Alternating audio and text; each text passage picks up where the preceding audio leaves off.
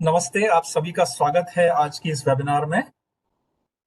ये हमारा पहला प्रयोग है इस तरह का प्रश्नोत्तर का सत्र, क्वेश्चन एंड आंसर सेशन आयोजित करने का। पिछले महीने सितंबर में हमने 2 वेबिनार्स की थी। 5 सितंबर को अंग्रेजी में an introduction to the Vedas और 12 सितंबर को हिंदी में वेदों का संक्षिप्त परिचय। उन दोनों वेबिनार्स के दौरान और उनके बाद भी नमस्कार। प्रश्न प्राप्त हुए शंका समाधान के लिए, और ये विचार किया गया कि उन प्रश्नों के उत्तर देने के लिए एक वेबिनार का आयोजन किया जाए। प्राप्त प्रश्नों में से कुछ प्रश्न चुने गए हैं आज के सत्र के लिए। सबसे पहले हमारे साथ हैं डॉक्टर उर्मिला रुस्तगी जी, जो वेद संस्थान की शोध निदेशिका, डायरेक्टर ऑफ रिसर्च हैं। वे दिल्ली विश्वविद्यालय के मिरांडा हाउस कॉलेज में लेक्चरर रही हैं और वाइस प्रिंसिपल और एक्टिंग प्रिंसिपल भी रही हैं, और उन्होंने कई पुस्तकें लिखी हैं। और साथ में हैं हमारे डॉक्टर देवकृष्ण दास। वे वेद संस्थान के शोध के उप निदेशक, डेप्यूटी डायरेक्टर ऑफ रिसर्च हैं, और वेद संस्थान में फुल टाइम वैदिक स्कॉलर के रूप में काम करते हैं, और उन्होंने भी अनेक पुस्तकें लिखी हैं।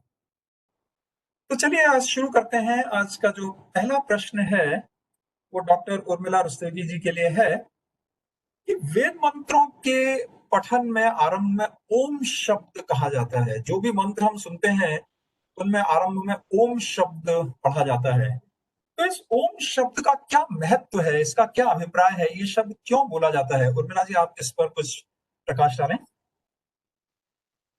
सभी श्रोताओं को मेरा नमस्कार है, और बहुत सौभाग्य की बात है कि मेरा जो पहला प्रश्न वो ओम से ही संबंधित है।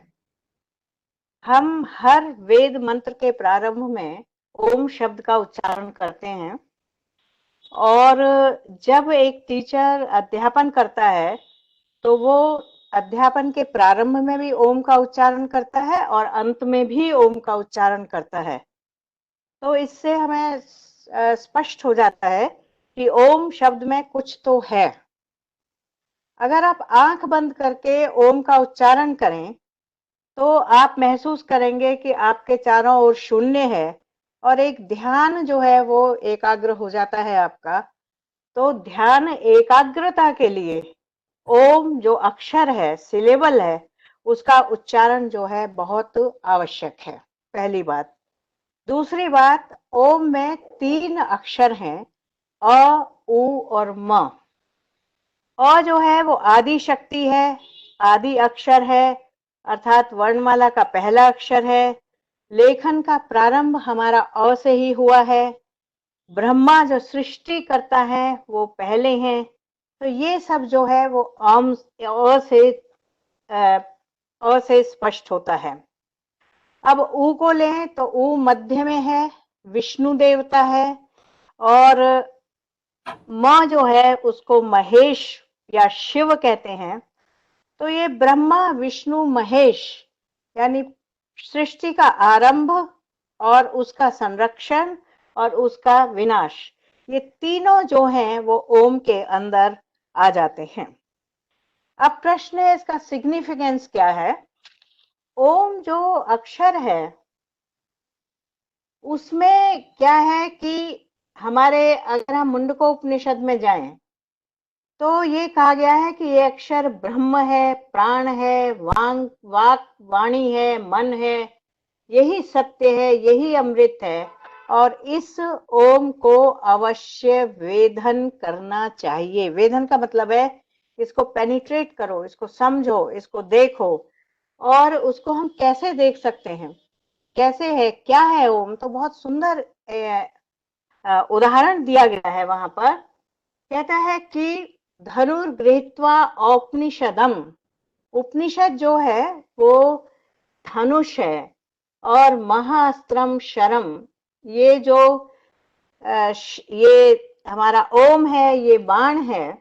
और जो कैसा है, उपासना निशितम, इसको तीक्ष्ण किया गया है। जैसे उसको रगड़ रगड़ के तेज करते हैं, तो इसको जो है ध्यान से तीक्ष्ण किया गया है। जब हम धनुष बाण पर इस तीक्ष्ण किए हुए बाण को लगाते हैं और ईश्वर में भावगत होकर उसका संधान करते हैं, तब वो अक्षर जो है वो हमें ब्रह्म का ज्ञान कराता है। यानी जैसे बाण एक शिकारी जब बाण छोड़ता है तो वो शिकार में जाकर लगता है, उसको बेंध देता है और वो शर के काबू में हो जाता है। इसी तरह जब ओम अक्षर हमारे अंदर समाविष्ट हो जाता है तो हम ओम के काबू में हो जाते हैं, अर्थात ओम प्रभावी होता है, ओम हमें सशक्त करता है, ओम हमें ध्यानस्थ करता है। इस तरह ओम जो है वो बहुत ही महत्वपूर्ण है। ये बहुत अच्छा आपने धन्यवाद। बताया, बहुत अच्छा आपने समझाया ओम के बारे में, और अच्छी शुरुआत हुई ओम के प्रश्न पर। अगले दो प्रश्न भी आपके लिए ही हैं डॉक्टर उर्मिला जी, और दोनों थोड़े एक दूसरे से मिले हुए हैं, इसलिए मैं दोनों प्रश्न एक साथ प्रस्तुत करने वाला हूँ। एक प्रश्न तो ये है कि वेदों में कौन कौन से मुख्य देवता हैं? कई देवताओं की चर्चा है वेद मंत्रों में। सभी देवताओं का वर्णन करना तो असंभव होगा, समय सीमित है, लेकिन कौन कौन से मुख्य देवता हैं और वे किन तत्वों का प्रतिनिधित्व करते हैं? What do they represent? और इसी से मिलता हुआ अगला जो प्रश्न है, सोम, क्योंकि इसको देवता भी माना गया है वेद मंत्रों में, तो सोम की अवधारणा क्या है? और आजकल कुछ लोग कहते हैं कि सोम मदिरापान है, मादक पेय है। क्या ऐसी कोई बात है वेद मंत्रों में सोम के मादक पेय होने के बारे में? यद्यपि वेदों में तो 3339 देवता कहे गए हैं, परंतु अब हम प्रमुख देवताओं को यहाँ ले रहे हैं। पहला है अग्नि देवता। अग्नि देवता जो है वो हमें आध्यात्मिक शक्ति देता है। ऊर्जा, एनर्जी जो है वो हमें अग्नि देवता से प्राप्त होती है। मैं थोड़ा ही बताऊंगी। इंद्र जीवात्मा है, वर्षा का देवता है, और वृत्र रूपी राक्षस का हंता इसको कहा जाता है। ये माना जाता है कि वृत्र हर कार्य में, पर्टिकुलरली वर्षा के कार्य में बाधक होता है, और उस वृत्र को हटाकर नष्ट कर इंद्र जो है वर्षा करता है। वायु प्राणवायु है, विश्व का जीवन है। ये मरुतों से संबंधित है जो 49 कहे गए हैं, 49 कहे गए हैं। इस तरह वायु आप समझते हैं क्या है, जीवन का आधार है। चौथा है आदित्य। आदित्य जो है, आदित्य से ही, सूर्य से ही सृष्टि का प्रारंभ हुआ है, क्योंकि सूर्य ने जब रोशनी दी, ऊष्मा दी, और सूर्य जब कहते हैं जलों में जाकर छिपा और वहां अग्नि उत्पन्न हुई, उससे सृष्टि का प्रारंभ हुआ। तो ये आदित्य जो है ये बहुत ही महत्वपूर्ण है। हम देखते हैं एक दिन सूर्य ना निकले तो क्या हालत होती है। सूर्य जो है वो 5 स्टेजेस इसकी होती हैं, उषस, सविता, फिर आदित्य, विष्णु या सूर्य, तीनों नाम इसके हैं, मित्र और पूषण। तो ये 5 स्टेजेस हैं जो सूर्य की हैं, यानी सुबह से लेकर रात तक सूर्य होता है। सूर्य अस्त तो नहीं होता, ये तो आप लोग सब जानते हैं, विद्वान है मेरे समक्ष बैठे हुए। क्योंकि सूर्य जो है पृथ्वी जब घूमती है तो सूर्य जिसके आगे आता है वो उजाला होता है, और फिर विदेशों में चला जाता है पश्चिम की ओर, तो वहां हो जाता है और यहाँ रात्रि हो जाती है। तो ये हमारे 4 देवता मैंने बताए। अब मैं लेती हूँ, क्योंकि टाइम लिमिट है इसलिए शॉर्ट में ही बता रही हूँ, सोम को लेती हूँ। सोम जो है जो हमारा अक्षर सूक्त है 1034, 10वें मंडल का 34वां सूक्त, उसमें बताया गया है कि मूजवान पर्वत पर पैदा हुआ है, और सोम की पत्तियां जो है ली जाती हैं, और उनको जो है कूटा जाता है, निचोड़ा जाता है, और उससे जो रस प्राप्त होता है उसको सोम रस कहते हैं। ये ताजा पिया जाता है, पहली बात। दूसरी बात जो है ये लिमिट में होता है, ये बहुत अवेलेबल नहीं होता, कि इसका डिमांड जो है वो ज्यादा होता है और इसका जो हमें प्राप्ति है वो बहुत कम होती है। तो इसलिए ये जो है, इसका काम क्या है पहले ये समझें, फिर हम डिमांड पर आते हैं। इसका काम है हमारी बौद्धिक शक्तियों को प्रखर बनाना, हमें बुद्धि देना, हमारी धिया को तेज करना। ये सोम का काम है, ये मादक द्रव्य नहीं है। इट्स नॉट लाइक शराब और वाइन और एनीथिंग। इससे बेहोशी नहीं आती, इससे कोई मद्यपान जैसा व्यक्ति जो है वो व्यवहार नहीं करता है। तो ये शराब की तरह काम नहीं करता, ये बौद्धिक शक्ति को देता है।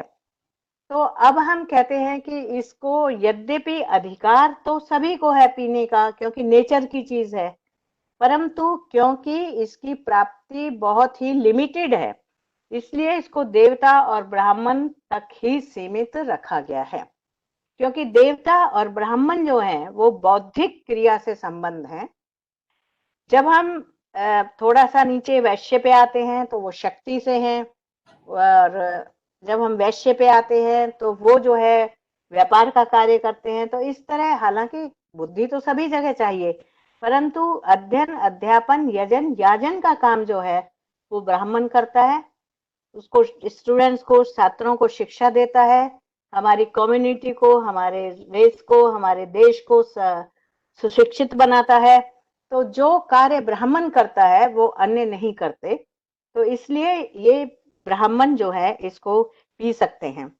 सबसे बड़ा इंटरेस्टिंग इसका 1 मिनट लेती हूँ कि सुश्रुत संहिता जो आयुर्वेद की है, इसमें सोम का वर्णन मिला है। ये अंशुमान, मूंजमान, चंद्रमा और रजत प्रभव आदि पर प्राप्त होता है। इसके एक सोम में 15 पत्ते होते हैं। ये शुक्ल पक्ष में निकलते हैं और कृष्ण पक्ष में झड़ जाते हैं, और यह सिंधु नदी के समीप भी पाया जाता है। और इसका पौधा 1 फीट से लेकर 1.5 फीट तक होता है, और इनकी शाखाएं जो हैं प्राय जड़ से ही निकलनी शुरू हो जाती हैं, क्योंकि छोटा है। और जो सोम का रस है वो दही के साथ भी मिलाकर पिया जाता है, जिसे गवाशिर कहते हैं, जिसे दध्यासिर कहते हैं। दूध के साथ मिलाकर पिया जाता है, गवाशिर कहते हैं। और सत्तू के साथ पिलाकर पिया जाता है, यवाशिर कहते हैं। इस तरह ये 3 तरह से मिलाकर पिया जाता है। ये मीठा होता है और पेय है, अमृत माना जाता है और आह्लादक होता है। धन्यवाद। धन्यवाद उर्मिला जी, आपने अनेक मुख्य देवताओं का परिचय दिया। पहले 2 प्रश्न ही देवताओं से संबंधित हैं, लेकिन दाशी इस प्रश्न का उत्तर देती है। में रुद्र देवता की चर्चा होती है, तो क्या ये रुद्र देवता जो आजकल हम शिव या शंकर देवता बोलते हैं, वही हैं, या उनके साथ कोई संबंध है, या उनसे भिन्न है? सबसे पहले सभी विद्वत शक्ति मानकर, बड़ा सौभाग्य का अवसर है मेरे लिए।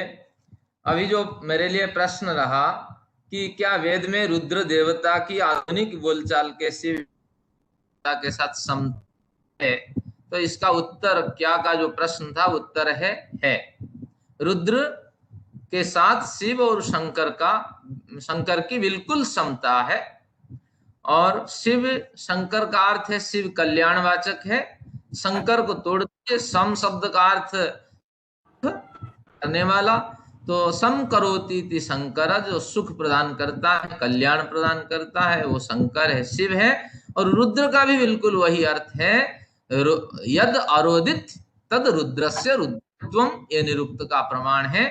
जो हमारे लिए भी रोता है और हमें भी रुलाता है, वो रुद्र है। रुलाता इसलिए कि कर्म फल इसके भोग हो जाए, और ईश्वर तो रोते नहीं है क्योंकि वो विकारों से परे हैं, लेकिन एक ईश्वर पे आरोप रहता है कि इसको एक आरोपित प्रक्रिया से ये सिद्ध कर दिया जाता है कि ईश्वर अंतर्यामी है, अंदर प्रवेश करके हमारे सभी जो दुर्गुण है उनको दूर करने के लिए, जो दुर्वृत्तियां हैं उनको दूर करने के लिए अंतर से वो नियमन करता है। लेकिन व्यक्ति अविद्याग्रसित इतना होता है कि उसको प्रयत्न उपलब्ध कराने पर भी वो सुधरता नहीं है। कहीं ना कहीं शास्त्रकार कहते हैं कि ईश्वर के मन में हजारों प्रयत्न के बावजूद अगर व्यक्ति नहीं सुधरता है तो ईश्वर के मन में व्यथा उत्पन्न होती है। यही व्यथा ही रुद्र का रोना है। ये सभी परमेश्वर के वाचक हैं। रुद्र कहिए, शिव कहिए, शंकर कहिए, उस अखिल अंड कोटि ब्रह्मांड नायक परमेश्वर का ही वाचक है। एक बढ़िया प्रश्न रखा गया इसके साथ, क्या वेदों में रुद्र देवता के लिए कोई एक मंत्र निवेदित है? एक मंत्र क्या, रुद्र का एक बड़ा प्रकरण है, रुद्राष्टध्यायी जो लोग हैं वो, तो इसलिए रुद्र के लिए अनेक मंत्र प्राप्त होते हैं। मैं तो केवल 2 मंत्र आपके समक्ष रखा, एक मंत्र की समीक्षा करता हूं तो आप अनुमान लगा लेंगे। देखिए, नमस्ते रुद्र मन्यव उतो, इसमें क्या है कि मन्यव शब्द के आगे उ आ जाने के वे शब्द में से एकार का लोप हो गया, तो अब जो संधि हटाएंगे तो ये बनेगा रुद्र, हे रुद्र, मन्यवे ते नमः, मन्यु स्वरूप है रुद्र।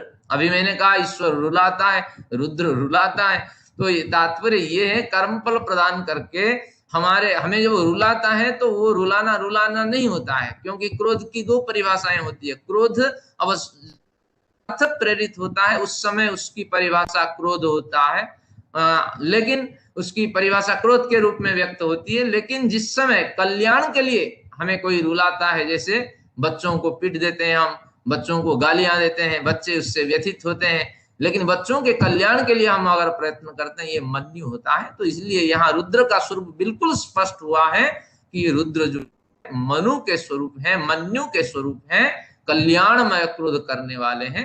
फिर कहते हैं उतोत ईशवे नमः, वो अगर हाथ में बाण धारण किए हुए हैं, समस्त जो दुर्वृत्तियां हैं उनको विनाश करने के लिए एक योद्धा के रूप में हमारे पीछे अगर सन्नद्ध हैं, तो उनके उस बाण को नमन करता हूं। बाहुभ्याम उतते, बाण चलाने वाला भी मजबूत भुजाओं से युक्त होता है। तो इस तरह हमारे जो बाण चला प्रवृत्तियों को विनाश करने के लिए प्रयत्न करते हैं, ऐसे जो रुद्र परमपिता है, उनकी जो विशाल भुजाएं हैं, तो उन विशाल दोनों भुजाओं के लिए मैं नमन करता हूं। तो इस तरह अनेक मंत्र हैं, आप इनकी समीक्षा कर सकते हैं, अध्ययन कर सकते हैं। अगला प्रश्न भी देवताओं से ही संबंधित है। विश्व देवाः, कई मंत्रों में विश्व देवाः की चर्चा होती है, तो ये विश्व देवाः से क्या अभिप्राय है वेदों में? दास जी। धन्यवाद जी। वेदों में अनेक देवताओं की चर्चा है, तो उनमें एक देवता विश्व देवाः करके हमें मिलते हैं।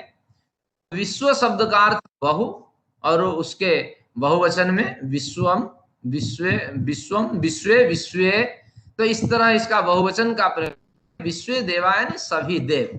तात्पर्य ये हुआ कि मंत्रों में जो देवताओं का निर्णय होता है, तो उसके पीछे तर्क है कि ये मंत्र का वर्णीय विषय क्या है। तो इसलिए मंत्र के वर्णीय विषय को देवता स्पष्ट करते हैं। किसी किसी मंत्र में 3-4 देवता आ जाते हैं। मैं एक मंत्र उदाहरण देता हूं, तो ऐसे स्थल में विश्वदेव का उल्लेख होता है। मैं एक मंत्र उल्लेख करता हूं, इंद्रम मित्रम वरुणम अग्निमाहु। इंद्र, मित्र, वरुण, अग्नि कहा गया। एकम इंद्रम मित्रम वरुणम अग्निमाहु अथो दिव्य सुपर्णो गरुत्मान, फिर सुपर्ण गरुत्मान, सुपर्ण की बात आई। एकम सद विप्रा बहुधा वदंती अग्निम मातरिस्वानमा, अग्नि यम मातरिस्वा, बहुतों की यहाँ चर्चा हो गई। तो ऐसे स्थलों में विद्वान लोग करते हैं, देवता निर्वाचन करते हैं कि यहाँ विश्व देवा, इस मंत्र में विश्व देवा है, यानी बहुत से देवता है, यही विश्वदेव की परिभाषा है। तो जहाँ बहुत कथन होता है देवताओं के संदर्भ में, वहां विश्व देवा शब्द का प्रयोग होता है। इस मंत्र खोल करके आप देख दीजिए, इस मंत्र में आपको मिल जाएगा विश्व देवा का उल्लेख, यही इसके पीछे तर्क है। धन्यवाद।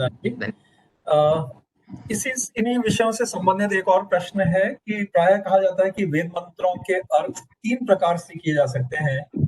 उन्हें आदि भौतिक, आदि दैविक और आध्यात्मिक 3 स्तरों पर समझा जा सकता है। तो सबसे पहले तो दर्शी इन 3 शब्दों के अर्थ आप थोड़ा संक्षेप में बताएं और किसी उदाहरण से समझाएं कि एक ही मंत्र के 3 प्रकार के अर्थ किस तरह लिए जा सकते हैं।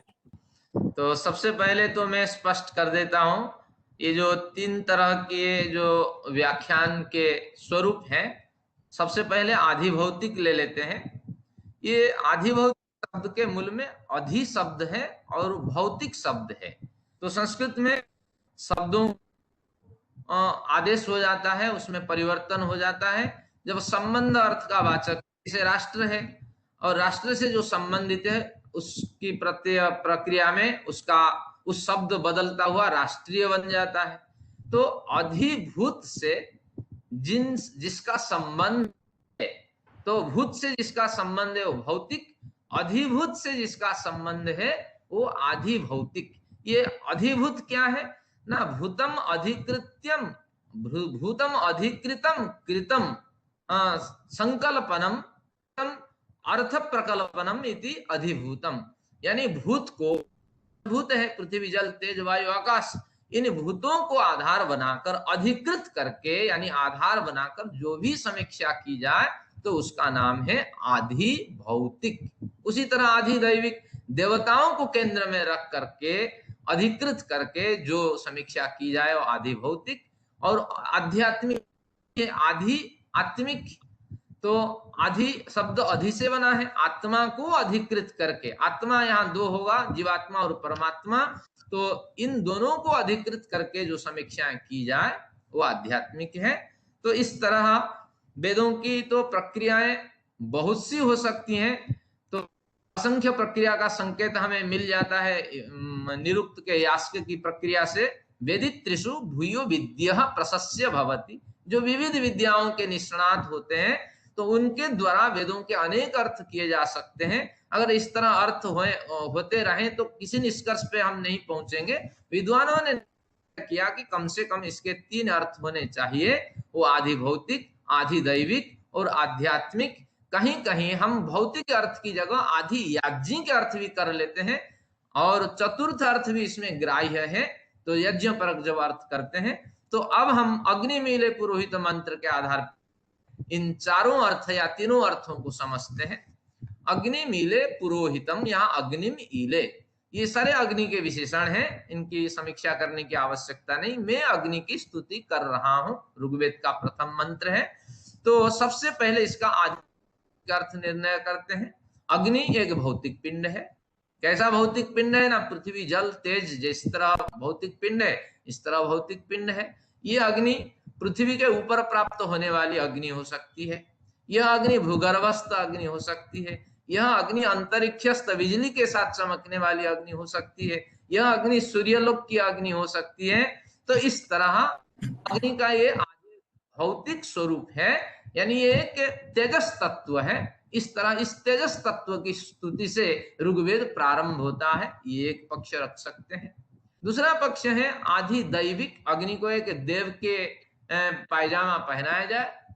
वेदों में बड़ी चर्चा है, क्या है कि अग्नि जो है वो घृत पृष्ठ है, इसकी पीठ में लगा हुआ है, और घृत श्मश्रु, इसके जो श्मश्रु है दाढ़ी है वो घृत से बनी हुई है, और फिर घृत लोम, इसके लोम भी घृत से युक्त है, और अग्नि के पैर नहीं होते हैं, अग्नि के सिर नहीं होते, और साथ में अग्नि की 7 जिह्वाएं हैं। मैंने आपके लिए नोट करके लाया, वो क्या क्या है।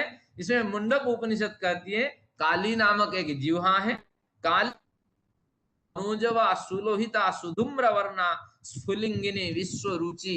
तो इस तरह जब देवता के जामा इसको पहना देते हैं तो उस समय ये आधि दैविक अर्थ में उभर जाती है अग्नि। तो इस तरह अग्नि के ये आधि दैविक स्वरूप है, और आध्यात्मिक स्वरूप में हमें बल मिलता, उत्साह मिलता है। तो इसीलिए अग्नि शब्द प्रकाश का वाचक है।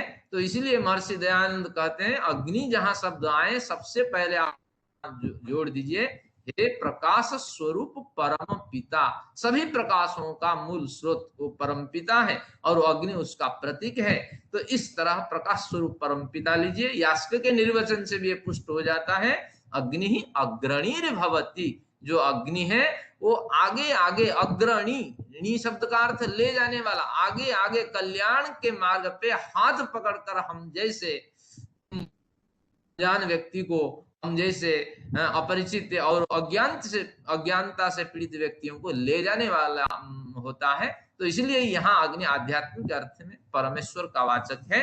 तो निश्चित रूप से ऋषि प्रारंभिक पर्याय में इस मंत्र को आध्यात्मिक दृष्टि से लिखा होगा, देखा होगा, बाद में इसके विभिन्न अर्थ बनते चले गए। तो इस तरह आधि याज्ञ के अर्थ में देख सकते हैं कि क्या है, अग्रम यज्ञेषु प्रणीयते, यज्ञ के प्रारंभ में अग्नि का ही प्रणयन किया जाता है, क्योंकि अरणि मंथन से अग्नि को घिस घिस करके प्राचीन लोग निकालते थे, प्राचीन कालीन ये पद्धति थी। तो इसलिए अग्नि आधियाज्ञिक अर्थ का भी वाचक है। तो 3 अर्थ में ले सकते हैं या 4 अर्थ में अग्नि शब्द का ग्रहण हो सकता है। इस तरह विश्वानि देव में सविता का अर्थ आप ले लीजिए, भौतिक सूर्य ले लीजिए, तो ये आपका आधि भौतिक अर्थ हो गया। और इसको और संक्षिप्त में कर दें, आधि दैविक अर्थ कर लीजिए। आकृष्णेन रजसा वर्तमान, इस मंत्र में कहता है ये सविता देव अपने रथ पे बैठ करके कृष्णेन रजसा, आकर्षण शक्ति से युक्त होकर के ये सुदूर आकाश में गति करता रहता है।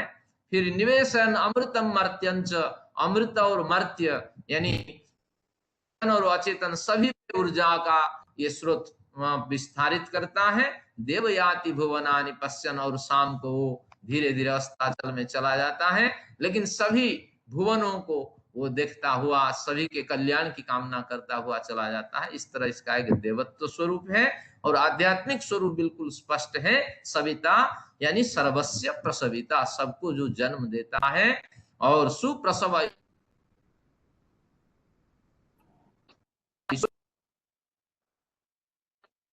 सभी सुख बताएं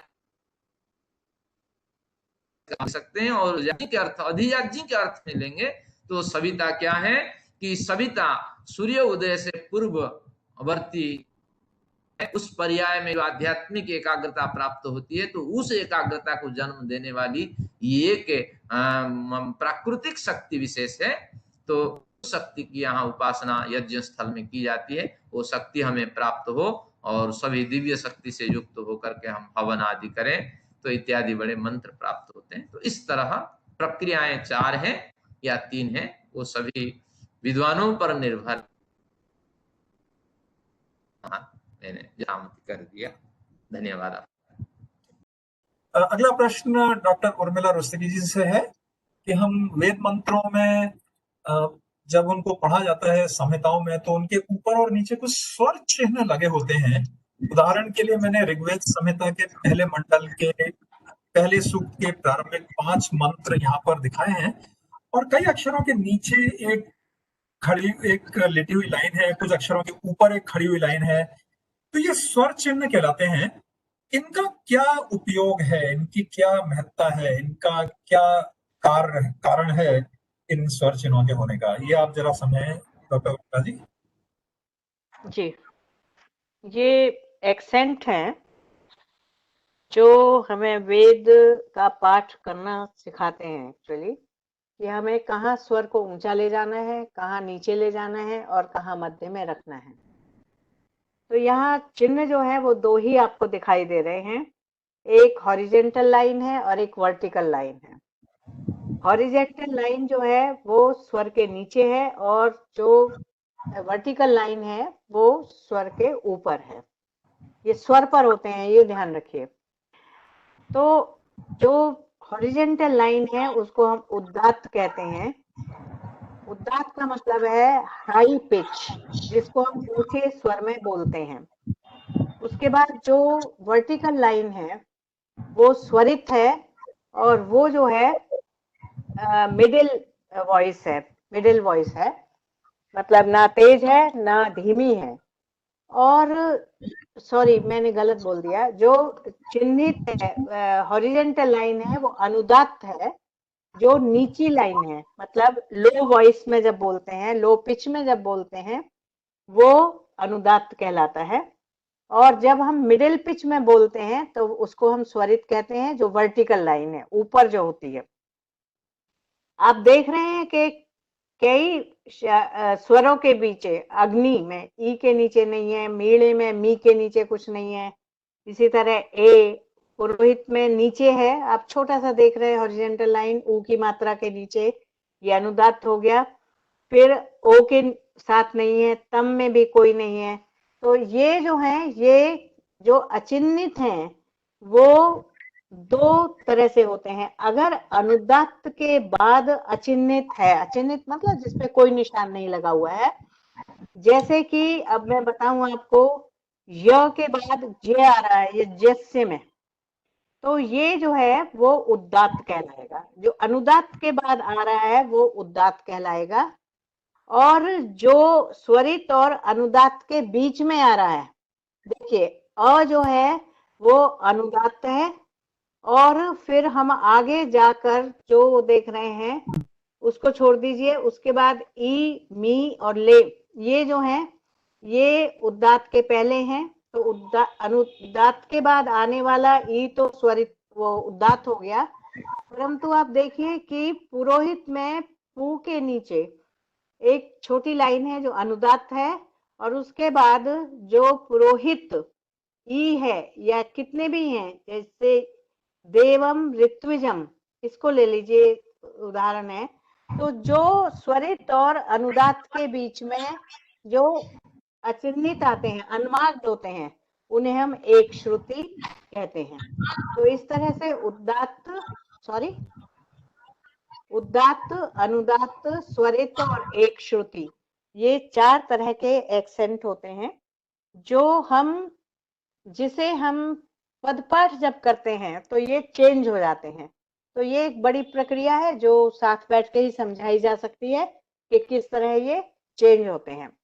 और ये 3 पाठ हैं, इसमें 4 पाठ होते हैं। एक संगीता पाठ हो गया जो आपके समक्ष है, एक इसका पद पाठ, यानी हर एक पद को अलग करना, वो पद पाठ होता है।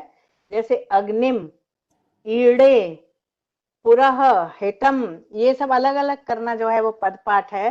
फिर इसका एक उदाहरण है और अगले प्रश्न इसी से संबंधित है कि वेद मंत्रों का प्रामाणिक पद पाठ हमें कहाँ मिल सकता है, और उसका उदाहरण मैंने यहाँ लिया हुआ है। संहिता पाठ है, पद पाठ है, इसमें एक्सेंट मार्क्स नहीं है लेकिन पद पाठ है।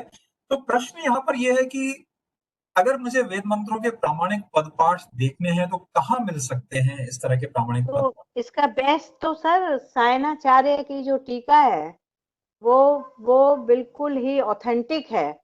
उसमें आप जो भी पद पाठ में चिन्ह देखेंगे और जो भी उदात्त, अनुदात्त, स्वरित, एक श्रुति देखेंगे वो वहां पर आपको मिलेगी। हम तो उसी को ऑथेंटिक मानते हैं, और कोई ऑथेंटिक नहीं है। बिल्कुल, धन्यवाद। अगला प्रश्न भी आप ही के लिए है डॉक्टर उर्मिला जी। कभी ये कहते हैं कि सिर्फ ब्राह्मणों को वेद पढ़ने का अधिकार है, कुछ कहते हैं कि शायद सिर्फ ब्राह्मण और क्षत्रियों को, जिन्हें द्विज कहा जाता है, उन्हें ही वेद पढ़ने या सुनने का अधिकार है, वैश्य या शूद्रों को वेद पढ़ने का अधिकार नहीं है, महिलाओं को वेद पढ़ने की अनुमति नहीं है। क्या वास्तव में वेदों में इस तरह की भावनाएं हैं, इस तरह के निर्देश हैं कि सिर्फ ब्राह्मण या पुरुष ही वेद मंत्रों को पढ़ सकते हैं? ये जो प्रश्न है ये बहुत ही प्रज्वलित प्रश्न है एक्चुअली। जब हम धर्मशास्त्रों की ओर आते हैं तब इस तरह के प्रश्न उठते हैं। वेद में कोई इस तरह का प्रश्न नहीं है कि ये ब्राह्मण ही पढ़ेंगे या ये महिलाएं नहीं पढ़ सकती, पहली बात। दूसरी बात जो है वो ये है कि वेदाध्ययन में अगर स्त्रियों का अधिकार ना होता, मान लीजिए इसको हम लेके चलें, तो मैं आप लोगों के आगे एक प्रश्न रख रही हूँ कि ऋषिकाएं, जो वैदिक ऋषिकाएं हुई हैं, स्त्री मतलब ऋषि जिन्होंने वेद मंत्रों को देखा है, ऋग्वेद में 24 है, अथर्ववेद में 4 है और इस तरह अनेक हैं, तो वो कैसे होती अगर वेद मंत्र उनको पढ़ने का अधिकार ना होता तो? और एक वेद मंत्र का मैं उदाहरण देना चाहूंगा। यजुर्वेद का जो मंत्र है, यथेमं वाचम कल्याणी आवदानी जनेभ्यः, उसमें अगले पंक्ति में तो स्पष्ट रूप से कहा गया है, ब्रह्म राजन्याभ्याम शूद्राय चार्याय च चारणाय च। यानी उसमें कहा जा रहा है कि मैंने वेद मंत्र का, वेद वाणी का प्रवचन ब्राह्मण, क्षत्रिय, वैश्य, शूद्र, अपने और पराये सभी के लिए किया है। कोई बंधन नहीं है, कोई सीमा नहीं है।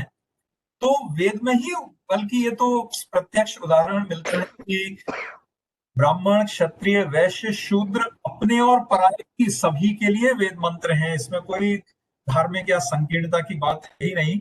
और महिलाओं को वेद पढ़ने की पूरी अनुमति है। महिलाएं ऋषिकाएं रही हैं जैसा आपने बताया है, और कहीं भी ऐसा उल्लेख नहीं है कि महिलाओं को किसी प्रकार के कम अधिकार हैं। तो ये आपने बहुत अच्छा बताया, और इसमें मैंने बस एक थोड़ा सा और पॉइंट लिख दिया है। और इसी से संबंधित एक और जो आजकल प्रश्न उठता है कि भाई क्या वैदिक साहित्य में मुख्य रूप से पुत्र की ही चर्चा है, पुत्र की ही अभिलाषा है, पुत्रियों की चर्चा नहीं है? तो इस बारे में आप कुछ स्पष्ट करें उर्मिला जी। अ, अच्छा प्रश्न है और बहुत उठाया जाता है ये। पुत्र प्राप्ति की जो कमजोरी है वो भारत के समाज में रही है, इसमें कोई शक नहीं है। और अगर हम ऋग्वेद को पूरा भारतीय मानते हैं, जो मानते हैं, तो वो भी भारत का ही समाज डिपिक्ट करेगा। तो इसलिए पुत्र प्राप्ति की इच्छा होना ये एक स्वाभाविक है, इसमें कोई दोष नहीं है। कारण है कि एक तो पुरुष प्रधान हमारा समाज रहा है, दूसरा है कि पुत्र से ही वंश का वर्धन होता है, ये है। परंतु पुत्र से वर्धन कैसे होगा जब तक कहीं पुत्री नहीं होगी या उसकी वधु नहीं होगी? तो ये चीज सोचकर जब हम चलते हैं तो मैं इस चीज को मानती हूँ कि पुत्र ही वांछनीय नहीं था, पुत्री भी उतनी ही वांछनीय थी। क्योंकि पुत्र शब्द जो है वो उसमें ही पुत्री शब्द में भी पुत्र शब्द आ जाता है। तो इसलिए पुत्र और पुत्री जो है वो संतति है, संतान है। और धीरे धीरे करके जब ये बहुत ही प्रश्नवाचक बन गया कि पुत्र क्यों है, पुत्र क्यों है, तो बाद में देखिए संतति शब्द का प्रयोग जो है वो होने लगा है इस भ्रम को खत्म करने के लिए कि पुत्र की ही इच्छा होती थी। ये ठीक है कि पुत्र काम्य यज्ञ होते थे, सब होते थे। तो वहां जो है अगर पुत्र काम्य यज्ञ में अगर यजमान को पुत्री भी मिल गई है तो वो भी वेलकम होती थी, उसको वो आग में फेंक नहीं देता था। तो इस तरह वेलकम तो है पुत्री का। और पुत्र वधु जो है वो वेलकम है, घर में आती है, वो किसी की पुत्री है तो यहाँ पुत्र वधु है। तो इसलिए मैं मानकर ये चलती हूँ कि पुत्र और पुत्री जो हैं दोनों को ही समान भाव से देखा गया है। सिर्फ एक शब्द को कहने का तरीका है, एक इच्छा को व्यक्त करने का तरीका है। तो इसलिए पुत्र शब्द जो है वो मुख से निकल जाता है। और जैसे हमारी बड़ी बुजुर्ग आशीर्वाद देती हैं तो वो कहती हैं पुत्रवती भव। तो पुत्रवती भव का मतलब है संतान हो तुम्हें, पुत्र हो, पहला पुत्र हो तो दूसरी पुत्री हो, वो बात अलग है, वो हमारी सोच है। उस सोच को हम निकाल नहीं सकते हैं, धीरे धीरे निकल रही है। और हम आप देखेंगे कि हम में से बहुत लोग हैं जो पुत्र वाले भी हैं, पुत्रियों वाले भी हैं, तो अपनी पुत्री को हम बेटा नहीं कहते क्या? कहते हैं कि बेटा इधर आओ, बेटा इधर आओ। तो वो भी तो पुत्रवत हो गया। तो इसलिए ये भावनाओं का प्रश्न है, ये भावनाओं से संबंधित है। इस तरह लिटरेचर से कोई इसका संबंध नहीं है। पुत्र है तो जी पुत्री है, पुत्री है तो पुत्र है। क्योंकि हमारा जो पैतृक संपत्ति है वो भी दोनों में ही डिवाइडेड है, पुत्र में भी पुत्री में भी। तो वो समान माने जाते हैं, पुत्र और पुत्री समान है। मनु ने बिल्कुल इसको और भी स्पष्ट कर दिया है। तो मैं तो यहीं तक आपको समझा सकती हूँ, बाकी तो बहुत डिटेल हो जाएगा। धन्यवाद जी बहुत बहुत। जी। और इस प्रसंग में भी मैं एक मंत्र का संक्षिप्त उदाहरण देना चाहूंगा। ऋग्वेद का जो मंत्र है 10:159 में, उसमें कहा गया मम पुत्रः शत्रुहणोत्थो में दुहिता विराट। तो पुत्र और पुत्री दोनों के ही गुणों की चर्चा है, दोनों को ही बराबर रूप से सशक्त बताया गया है। उताहम अस्मि संजया पत्यौ में श्लोकोत्तम, यानी महिला कह रही है कि मैं सबके ऊपर विजय करने वाली हूँ। तो वेद मंत्रों में पुरुष और महिलाओं की समानता ही है एक तरह से, भले ही कुछ जगह शब्द अधिक पुत्र के हों, लेकिन ऐसा कोई अंतर नहीं है। ऐसा मैं भी आपकी इस बात से पूरी तरह से सहमत हूँ। और अगला प्रश्न है, ये कई माता पिता कई बार ये प्रश्न करते हैं कि क्या बच्चे वेद पढ़ सकते हैं? वेद जैसे कठिन विषय को क्या हम बच्चों को किसी तरह उनको इन्हें पढ़ने के लिए प्रेरित कर सकते हैं? तो उर्मिला जी, आप इस बारे में क्या कहना चाहेंगे? किस प्रकार माता पिता अपने बच्चों को वेद पढ़ने के लिए प्रेरित कर सकते हैं? देखिए आज जो समय है ना, वो हमें सबसे पहले तो संस्कृत को ऊपर लाने का है और काफी आ रही है। जिन परिवारों में संस्कृतज्ञ हैं वो छोटे बच्चों को काफी कुछ सिखाना शुरू कर देते हैं। और जैसे कि ओम भूर्भुवः स्वः तत्सवितुर्वरेण्यम, ये गायत्री मंत्र जो है ये ज्यादातर बच्चों को आता है। और दूसरा जो है दक्षिण भारत में तो बच्चों को शुरू से ही सिखाया जाता है। और जहाँ तक रहा संबंध स्कूल की शिक्षा का या गुरुकुल की शिक्षा का, तो मनु तो सबसे कह ही रहे हैं कि तुम आओ और पढ़ो। बहुत इंटरेस्टिंग है ये डिस्कशन कि मनु कहते हैं कि वैसे तो बच्चा जो है वो 8वें साल में दाखिल होना चाहिए गुरुकुल में यज्ञोपवीत संस्कार के बाद, क्योंकि यज्ञोपवीत संस्कार जो है जो आज बहुत कम घरों में होता है, यज्ञोपवीत संस्कार का मतलब है कि तुम अब जाओ और स्कूल में ज्ञान अर्जन करो। तो ये 8वें वर्ष में, 11वें में, 12वें में 3 द्विज कहलाते हैं, ब्राह्मण, वैश्य, क्षत्रिय। ये द्विज क्यों कहलाते हैं? क्योंकि यज्ञोपवीत संस्कार होने से इनका दूसरा जन्म होता है, इसलिए इनको द्विज कहते हैं। पर आप देखिए कि मनु में 37वां श्लोक एक आता है, उसमें कहता है अगर तुम वेद का ज्ञान चाहते हो, बालक बहुत ब्राइट है, चाहता है, तो ब्रह्म वर्चस कामस्य कार्यम विप्रस्य पंचमे, तो उसको 5वें वर्ष में आप वेद अध्ययन शुरू करा सकते हो। तो ये तो एक प्रश्न का उत्तर है कि आप शुरू में करा सकते हैं या नहीं। तो और ये जो है एक यहाँ ये भी मैं कहना चाहूंगी कि मनु जिसके ऊपर इतने लांछन लगाए जाते हैं, मैं यहाँ विशेष कहना चाहती हूँ, वो मनु जो है वो शिक्षा को पूरे भारत में लाना चाहता है। और इसलिए वो मनु कहता है कि तुम आओ, शिक्षित हो, और तुम्हें मैं, देखिए ब्राह्मण को वो 16 साल का समय देता है कि गुरुकुल में आ जाओ, क्षत्रिय को 22 साल का मैक्सिमम, और वैश्य को 24 वर्ष में तक का वो समय देता है कि तुम आओ और पढ़ो। इससे अधिक और क्या समय देगा? तो अध्ययन तो बहुत, अध्ययन के प्रति तो मनु का बहुत वो था। और अगर 24 वर्ष तक भी कोई नहीं जाता तो उसको वो शूद्र करार दे देता है। ये शूद्र एक अलग विषय है। तो इसलिए ये जो है वेदाध्ययन हमें घर से ही प्रारंभ करना है। यहाँ जो शिक्षाएं हैं आज गुरुकुल के अतिरिक्त, उनमें संस्कृत की शिक्षा प्रारंभ में नहीं है। बहुत से परिवारों में वेद अध्ययन, मंत्र आदि जो है याद कराए जाते हैं।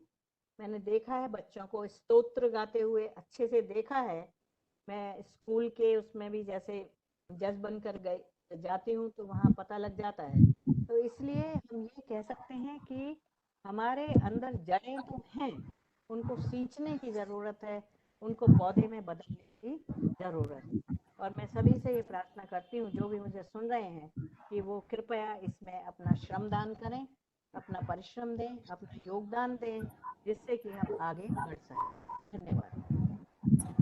और फिर एक प्रश्न महिलाओं से संबंधित है, आप इस पर प्रकाश डालें कि वैदिक खंडों में यज्ञ, संस्कार इत्यादि में महिलाओं की क्या भूमिका रही है? क्या उनकी कुछ भूमिका है? क्या उनका कोई रोल है या कुछ भी नहीं है? धन्यवाद जी। अब सबसे पहले इस प्रश्न का समाधान करने से पूर्व हमें सोचना पड़ेगा कि जो भारतीय संस्कृति है वो पुरुष प्रधान संस्कृति है। वो पुरुष प्रधान संस्कृति है, पुरुष का है, पुरुषवाद की सोच होती है। कथन होते ही, पुत्र के कथन होते ही पुत्री का ग्रहण हो जाता है, पुरुष के कथन होते ही महिला का ग्रहण हो जाता है। तो इसी तरह अब अगर कुछ लोग शंका करते हैं कि वैदिक कर्मकांड, संस्कार आदि में महिलाओं की भूमिका नहीं है, तो केवल इसका कुछ मैं प्रमाण आपके समक्ष रखता हूं। ऋग्वेद में 8:33-19 इसमें कहा गया, स्त्री ही ब्रह्मा बभूविथ। ब्रह्मा यज्ञ में प्रमुख व्यक्ति होता है और चारों वेदों का ज्ञाता होता है। तो घर अगर एक यज्ञ वेदी है, घर एक यज्ञ आयोजन है, तो ब्रह्मा का स्थान स्त्री को प्राप्त है, महिला प्राप्त है। एक मंत्र में यजुर्वेद में कहा गया, अदित्य रासनासी, हे महिला, हे नारी, तू अदिति की रासना हो। अदिति शब्द का मतलब पृथ्वी, तो पृथ्वी की तू बागडोर हो। फिर कहा, इंद्रान्या उष्णिसह, इंद्र जीवात्मा को कहते हैं, जीवात्मा से जिनका संबंध है वो इंद्रियां हैं। तो इसीलिए इंद्राणी क्या है कि इंद्र से वास्तविक संबंध रखने वाली जीवात्मा के साथ अंतःकरण का संबंध होता है। तो अंतःकरण में बुद्धि स्त्रीलिंगवाची है। तो इंद्राणी की तू उष्णिश है, यानी पगड़ी है, यानी बुद्धि को परिशुद्ध करने वाली वास्तविक तू एक तत्व है। चाहे पुरुष के बुद्धि हो, व्यवहारिक जनों की बुद्धि हो। तो इसलिए महिला को निश्चित रूप से घर गृहस्थ बनाने से पहले पूर्ण शिक्षित होना चाहिए। ये बिल्कुल वेद संकेत करता है। फिर कहता है पुष्सासी घरमाय दिस्व, तू पूषा है। भूमि जिस तरह पोषण करती है तो इस तरह परिवार की पोषण करने वाली है। और घर में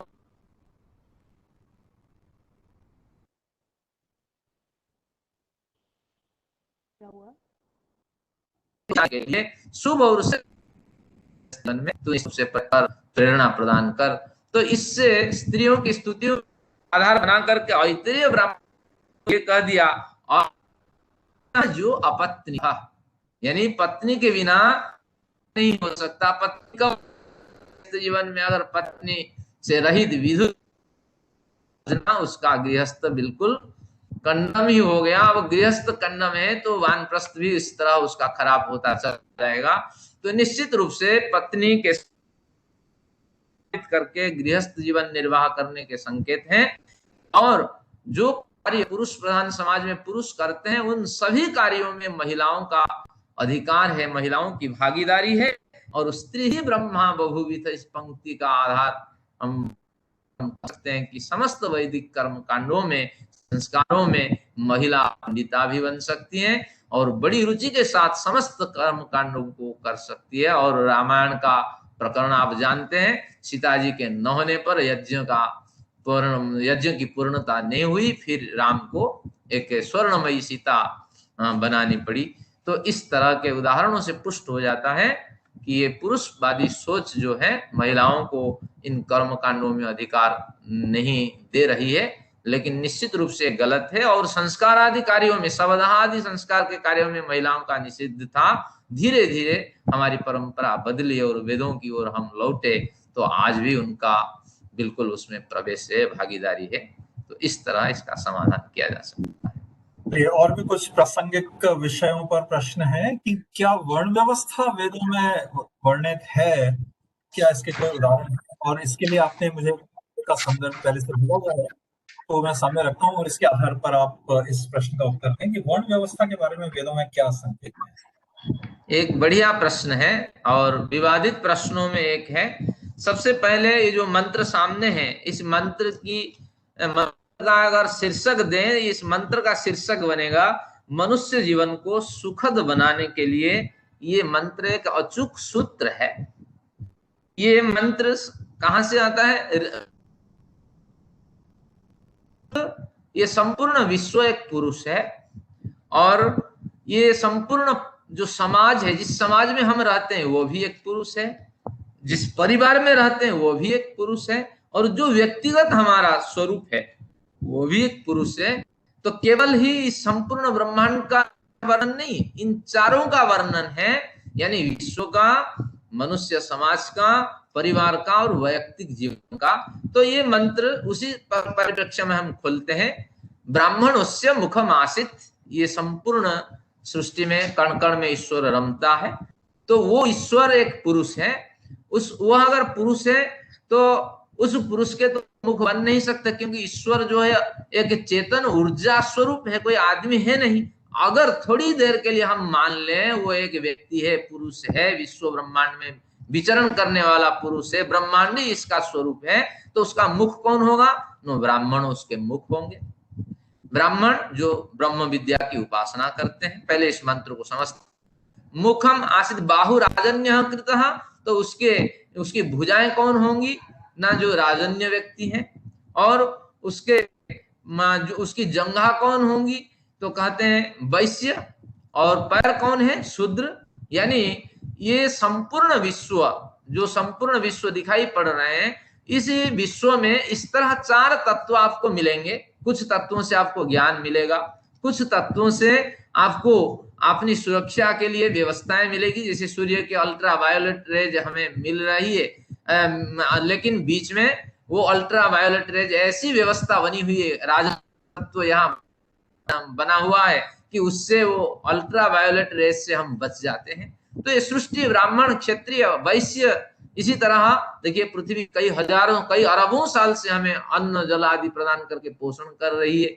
इस तरह पदभ्याम शूद्रो जायत, तो बहुत से ऐसे व्यक्तियां जो दूसरे प्राणी हैं उनका भक्षण करके इस संसार में समता बनाए रखते हैं। ये सृष्टि का बिल्कुल नियम ऐसा ही है, पुरुष के विराट परिप्रेक्ष्य में देखा, और इसी को हम समाज परिप्रेक्ष्य में घटाएं। ये समाज, जिस समाज में हम रहते हैं, ये समाज के भी 4 अंग हैं, और इसमें जो बौद्धिक चिंतन करने वाले व्यक्ति है ब्राह्मण है, और जो इसमें कार्य में दक्ष हैं वो क्षत्रिय हैं, और जो उरु हैं वो जंघास्थानीय, बड़ी दूर तक हम चलते हैं और बैठते हैं। एक व्यापारी सुबह से 11 बजे से बैठता है, रात को 10 बजे घर जाता है, उसकी ड्यूटी 12 घंटे मान के चलिए। तो उस तरह जो मेहनत करता है तो वो भी वैश्य स्थानीय व्यक्ति है, और जो कार्य करता है वो शूद्र स्थानीय व्यक्ति है। और अभी मैं एक देख रहा हूँ प्रश्न है पूना से डॉक्टर गीता कुलकर्णी का, जो पिछले प्रश्न से संबंधित था। समय नहीं है इसलिए मैं सिर्फ संक्षेप में इसका उल्लेख करूंगा, और इसका विस्तृत उत्तर शायद हम बाद में दे पाए अगले सत्र में। क्या वेद में पुरुष प्रधान संस्कृति का उल्लेख है? कहाँ से ये पुरुष संस्कृति शुरू हुई? तो जहां तक मेरा अध्ययन है उसके आधार पर और पिछले उत्तरों के आधार पर मैं यही कहना चाहूंगा कि पुरुष प्रधान संस्कृति मुख्य रूप से वेदों में नहीं है। पुरुष और महिला दोनों को समान स्तर पर समान अधिकार दिए गए हैं। अनेक वेद मंत्रों में महिलाओं के बराबर स्तर की जानकारी हमें मिलती है। अगला प्रश्न है, क्या वेदों में औषधियों और दवाइयों का उल्लेख है? दाशी, इस विषय पर आप संक्षेप में बताएं, और आपके संदर्भों के साथ मैंने कुछ यहाँ पर लिख दिए हैं। तो वेदों में औषधियों और दवाइयों के बारे में थोड़ा सा प्रकाश डालें। ठीक है, धन्यवाद। सभी भारतीय जो पारंपरिक ग्रंथ हैं वो वेदों पे बने हुए हैं, तो इसीलिए निश्चित रूप से वेदों में कहीं विस्तृत रूप में, कहीं बीज रूप में संदर्भ मिल। जैसे पहला मंत्र अथर्ववेद का है, समीमसत्वम आरूढ़म, यहाँ पुंसवनम कृतम, यानी उत्तम संतान देने के लिए समी और अश्वत्थ, इन दोनों के कॉम्बिनेशन से उन दिनों दवाइयां बनती थी। और समी एक वृक्ष का नाम है, और अश्वत्थ जिसे पीपल कहते हैं। तो इन दोनों के कॉम्बिनेशन से मात्रा क्या है, कैसी है, ये आयुर्वेद में आपको मिलेंगे। लेकिन इन कॉम्बिनेशन से उत्तम संतान को जन्म देने के लिए दवाइयां बनती थी, और महिलाएं और पुरुष इसके करते थे। इस तरह हमें बड़े प्रमाण मिल जाते हैं। कुछ प्रमाण मैंने और दिए हैं अथर्ववेद के। एक दर्भ प्रकरण है, दर्भ सूक्त है। दर्भ हम कुशा को कहते हैं, उसको बर्ही कहते हैं, वेदों में तो उसको वेदस्वी कहा गया है। तो इसलिए इसके चूर्ण से या इसके जल से आज भी कर्मकांड में इसका उपयोग होता, कर्मकांड की पद्धति है। ये बढ़िया एक अचूक औषधि है, इससे जोरों को दूर किया जाता था। कुष्ठ रोग के लिए और यक्ष्मा रोग के लिए इसमें उल्लेख वेदों में है कि कहीं धूप के सेकने से, कहीं कुछ जो वनस्पति मिश्रण से, हवन आदि के माध्यम से जो धूम निकलते हैं, तो उसके माध्यम से इनका दूरीकरण होता है। फिर कुछ दवाइयों का निर्माण होता है। इस पूरे सूक्त को पढ़ने से बहुत से विषय स्पष्ट होंगे। 4:12 में रोहिणी नामक औषधि है, घाव, जिससे तलवार से अगर घाव बन जाए तो उसके दूर करने की प्रयत्न है। और शरीर को का तेज बढ़ाने के लिए कृष्णी पर्णी नामक एक वृक्ष है, और उससे दवाइयां बनती थी। इस तरह हमारे विद्वानों ने वनस्पति शास्त्र और औषधि विज्ञान, इस तरह अनेक ग्रंथ लिखे हैं। तो उनके अध्ययन से निश्चित रूप से हमें बहुत कुछ जानकारियां मिल सकती है। तो इस प्रश्न को मैं यही बताता हूँ। अगले प्रश्न आप देखें। एक प्रश्न मुझे 2-3 लोगों ने इस तरह का पूछा है कि सामान्य मनुष्यों के लिए कौन से वेद मंत्र उपयुक्त हैं, और या सबसे बढ़िया कौन सा वेद मंत्र है? तो वेदों के करीब 20,000 मंत्रों में से सिर्फ एक मंत्र सर्वोत्तम चुनना तो असंभव काम है। एक से बढ़कर एक अच्छे प्रेरक मंत्र है वेद मंत्रों में। लेकिन कुछ मंत्र जो बहुत प्रसिद्ध हैं और उसका कारण भी यह है कि उनमें अच्छी प्रेरणा है। जो गायत्री मंत्र कहलाता है, तत्सवितुर्वरेण्यम भर्गो देवस्य धीमहि धियो यो नः प्रचोदयात्, वो सूर्य देवता के तेज का ध्यान करने का मंत्र है। और उसमें ये प्रेरणा है कि सूर्य देवता हमारी बुद्धियों को प्रेरित करें, हमारी बुद्धियों को तेज बनाएं। तो वो मंत्र प्रसिद्ध है इसीलिए क्योंकि हमारा देश जो है एक तरह से ध्यान और बुद्धि इन चीजों को बहुत महत्व देता रहा है, और उस स्मरण में ये मंत्र है।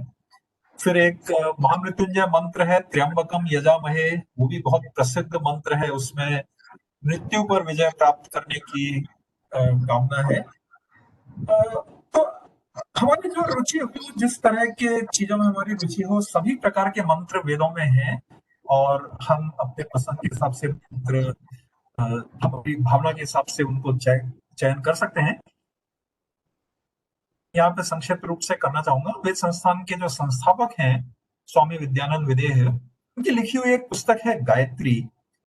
इसमें ऋग्वेद के चुने हुए 52 मंत्रों पर ईश्वर से प्रार्थनाएं हैं, एक एक या दो दो पेज की प्रार्थना है, हमारे बुद्धियों को प्रेरित करने की, हमें हमारे जीवन में ऊर्जा प्रदान करने की, तेज प्रदान करने की, विजय प्राप्त करने की। तो ये पुस्तक आप देखें, करीब 60-65 पृष्ठों की किताब है, 30 रुपए इसका मूल्य है। और इसमें जो अनेक मंत्र हैं जिनकी चर्चा की गई है, 52 मंत्रों की चर्चा की गई है, उनमें आप अध्ययन करें और जो आपको अनुकूल लगे उसका आप विस्तार से अध्ययन करें, उस पर चिंतन मनन करें। और एक और प्रश्न आता है कि हम वेदों में और अध्ययन करना चाहते हैं, भविष्य में हम वेद कैसे पढ़ें। इन वेबिनार्स के माध्यम से हमें थोड़ी बहुत जानकारी मिल रही है वेदों की, लेकिन हम और भी गहराई में अगर वेदों को पढ़ना चाहें तो कैसे कर सकते हैं। इस बारे में मैं अनेक बातें कहना चाहूंगा। एक तो वेद संस्थान के कार्यक्रम हैं जिनके माध्यम से आप वेदों के बारे में अधिक जानकारी प्राप्त कर सकते हैं। अनेक पुस्तकें हैं जिनकी मैं चर्चा समय समय पर करता रहता हूँ। जो वेद संस्थान के संस्थापक हैं स्वामी विद्यानंद विदेह, उन्होंने वेदालोक पुस्तक लिखी है 2 भागों में, जिसमें लगभग 750 चुने हुए वेद मंत्रों की व्याख्याएं हैं। और ये वेद मंत्र अलग अलग विषयों पर चर्चा करते हैं, व्यक्तिगत जीवन पर, आध्यात्मिक, पारिवारिक, सामाजिक, राष्ट्र के विषय में और विश्व के विषय में भी। तो ये पुस्तक बहुत महत्वपूर्ण है, जिसके आधार पर आप वेद के लगभग 750 मंत्र, लगभग 5% मंत्रों का अध्ययन आप इसमें कर सकते हैं। फिर वेद व्याख्या ग्रंथ हैं जिसमें यजुर्वेद के 1 से 20 तक के और अंतिम 2 39 और 40वें अध्यायों की व्याख्या है। और भी अनेक पुस्तकें हैं वेदों के आगे अध्ययन करने के लिए। वेदों में क्या है, प्रवेश सक्सेना जी की लिखी हुई पुस्तक है, उन्हीं की ये और भी कुछ पुस्तकें हैं। और स्वामी दयानंद सरस्वती के ऋग्वेद आदि भाष्य भूमिका, उनका ऋग्वेद भाष्य, यजुर्वेद भाष्य, श्रीपाद दामोदर सातवलेकर जी के भाष्य हैं, श्री अरविंद ने वेदार्थ रहस्य पुस्तक लिखी है, और भी अनेक पुस्तकें हैं। और एक और प्रश्न जो मैं बहुत संक्षेप में लेना चाहूंगा कि वेदों की भाषा प्राचीन है, संस्कृत है, इसे समझना कठिन है, गुरु मिलना कठिन है, हम कैसे अध्ययन करें। तो अगर आपको वास्तव में वेदों का गहराई से अध्ययन करना है तब तो संस्कृत की जानकारी आवश्यक है। जैसा कि मैं प्राय कहता रहता हूं, अगर कोई कहे कि शेक्सपियर को पढ़ने के लिए क्या हमें अंग्रेजी जानना जरूरी है, वेल इट इज नेसेसरी। आप शेक्सपियर अंग्रेजी नहीं जानेंगे तो शेक्सपियर के अनुवाद पढ़ सकते हैं, लेकिन शेक्सपियर का जो मूल साहित्य उसका आनंद नहीं ले सकते। इसी प्रकार अगर वेदों का गहराई से अध्ययन करना है तब तो संस्कृत जानना अनिवार्य है ही। संस्कृत पर बहुत आजकल तो ऑनलाइन फ्री कोर्स भी मिलते हैं। तो अगर आपको संस्कृत की थोड़ी जानकारी है, यद्यपि वैदिक संस्कृत वर्तमान संस्कृत से थोड़ी भिन्न है, थोड़ी अलग है, लेकिन उसको समझना इतना कठिन नहीं है, तो संस्कृत सीखें थोड़ा, और उसके आधार पर आप वेदों में गहराई से अध्ययन कर सकते हैं। अन्यथा तो जो पुस्तकों की मैंने चर्चा की है, इनके आधार पर आप वेद मंत्रों के अर्थ और उनकी व्याख्याएं पढ़कर उन पर चिंतन मनन कर ही सकते हैं। और अंत में मैं थोड़ी सी जानकारी वेद संस्थान के कार्यक्रमों की देना चाहूंगा। तो वेद संस्थान नई दिल्ली में है और कई कार्यक्रम हमारे नियमित रूप से होते हैं। पहले तो फिजिकल प्रेजेंस में कार्यक्रम संस्थान में, लेकिन आजकल तो सभी कार्यक्रम ऑनलाइन होते हैं, जैसा कि आजकल जमाना है। हर हफ्ते 2 व्याख्यान साधारणतः बुधवार और शनिवार को शाम को 5 से 6 बजे तक ऑनलाइन वेदों पर व्याख्यान होते हैं।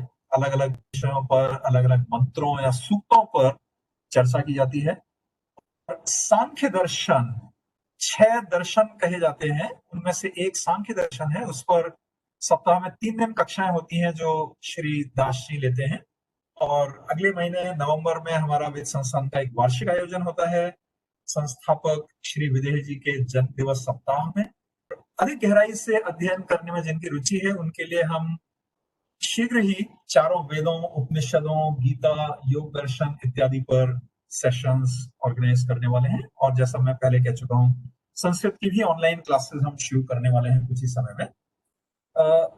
संस्थान की गतिविधियों के लिए यदि आपको संपर्क करना हो तो यहाँ मैंने वेद संस्थान का एड्रेस तो दिया ही है, फोन नंबर, मोबाइल नंबर और ईमेल आईडीज भी हैं। इन संदर्भों के माध्यम से आप वेद संस्थान से संपर्क कर सकते हैं। और यदि आप वेद संस्थान की गतिविधियों में, जिनका उद्देश्य है वेदों का प्रचार और प्रसार करना, और हमारी सारी गतिविधियां निःशुल्क होती हैं, इनमें आर्थिक सहयोग करना चाहें, यदि आपको ये कार्य रोचक लगते हैं, इनमें सहयोग करना चाहें, तो आपका दान बहुत सहर्ष स्वीकृत है। आशा है कि आपको आज का ये सत्र पसंद आया। तो इसके साथ ही मैं आज के कार्यक्रम को समाप्ति की ओर ले चलता हूं। आप सभी का धन्यवाद है आज के इस कार्यक्रम में शामिल होने के लिए। और सबसे महत्वपूर्ण रूप से हमारे 2 वैदिक स्कॉलर्स डॉक्टर उर्मिला रुस्तगी जी और डॉक्टर देवकृष्ण दास जी, उन दोनों का बहुत धन्यवाद है कि उन्होंने इन प्रश्नों पर चिंतन मनन करके वेद मंत्रों से सामग्री ढूंढकर आपको अपने उत्तर प्रस्तुत किए। तो एक बार फिर से आप दोनों का धन्यवाद और अन्य सभी श्रोताओं का भी बहुत बहुत धन्यवाद। नमस्कार।